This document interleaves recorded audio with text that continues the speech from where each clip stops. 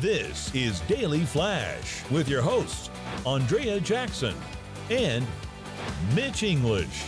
Trending news and entertainment. This is Daily Flash. Hi everyone, I'm Andrea Jackson. And I'm Matt Doolittle. Mitch English will be joining us in a little while.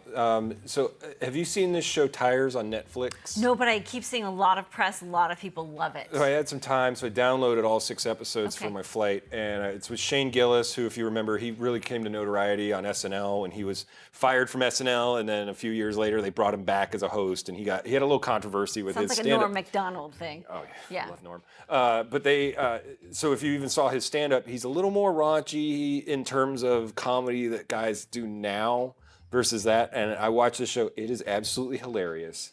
It is one of those where you're like, oh, this is what we're going back to comedy with. It's got some inappropriate jokes. They do ethnic jokes. They do racial jokes. And it's not like it's done like dirty or anything. And there's some sexual jokes in there. But it feels like a classic comedy from like from the 90s, from the 80s. The show is more set up like you're watching a 2-hour movie than episodic, because they all just go into each other. Gotcha. I mean, he self-funded the show. He's got a bunch of his friends on there. I think the breakout star is going to be this guy, Steve Gerben. And the only thing it's been dethroned on Netflix was when Bridgerton just came back out. Yeah. And they were like, it actually beat Bridgerton before. And they were like, this is insane for this little, half-hour comedy to be coming back. And they're saying that the popularity of this could bring back some of the stuff that the cancel culture took out, which I'm all for. I think people are hungry for that. Yes. I think The Hangover was probably the last inappropriate, big money-making movie that we were all able to enjoy and laugh and have fun with. And then all of a sudden, all of that stuff got shut down because people's feelings got hurt. Mm-hmm. Yeah, everybody got hurt. For looking the wrong way. Yeah, this one brings it, he calls the guys that run the car store next to him, the Italian slangs, and they're calling him stuff. And I was like openly laughing on this plane. And my wife looks at me and goes, what are you watching? I'm like, you've got to listen to this part.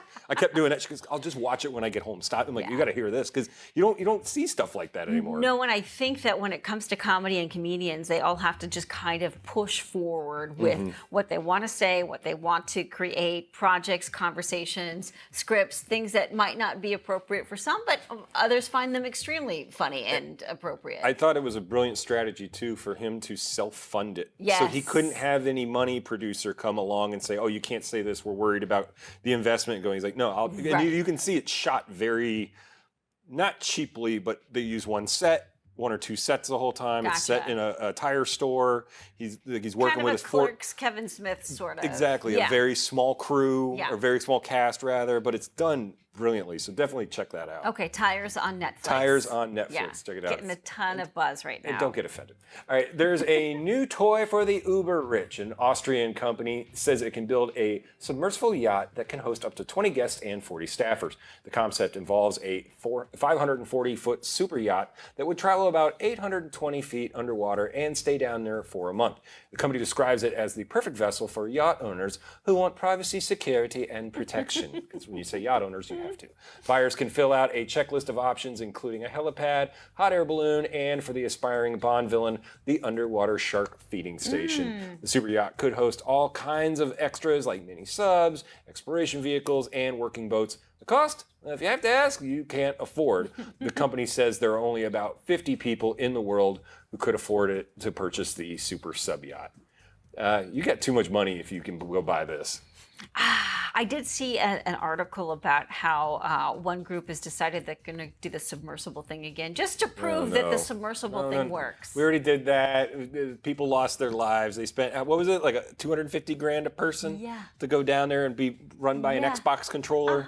No. These concepts, like we talked earlier this week about a hotel in their apartment building up in space, and these concepts are good, but they're not thought out thoroughly sometimes. To me, when you think about the submersible and the Titanic, there's a reason why the Titanic is shipwrecked. It's down at the bottom of the sea. It should be left there and left alone. It was unsinkable.